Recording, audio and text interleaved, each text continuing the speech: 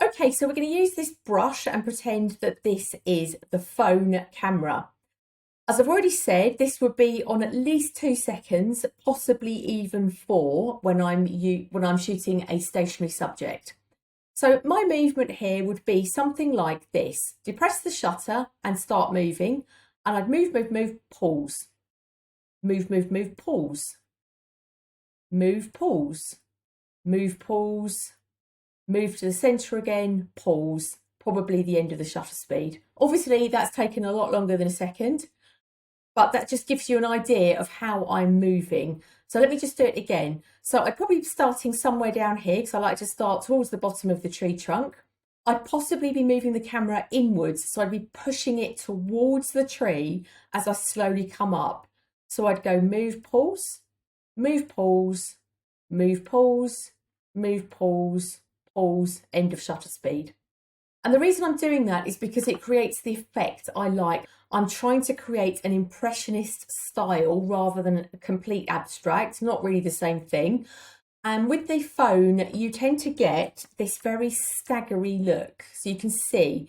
Now, in some ways that's lovely and I do use it, but I don't want big jerks.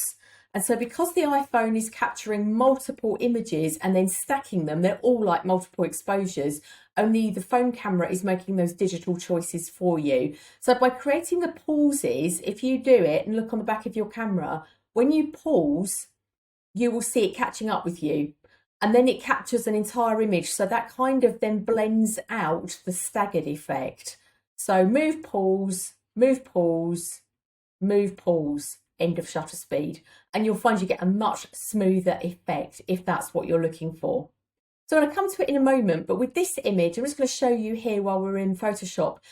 Because there was a lot of shadow, this was getting late in the evening, so what I did was take 3 different exposures, kind of repeating, so that's the second one, and there's our third one. Let me just turn off this mask so you can see what it looks like. So really blown out on the top there, less blown out and much softer and nicer. And so when we come to our editing in Photoshop on Thursday, when I do the Photoshop tutorial, I'll show you how to blend these to get a nice finished result. But for now, let's just jump back to talking about movement.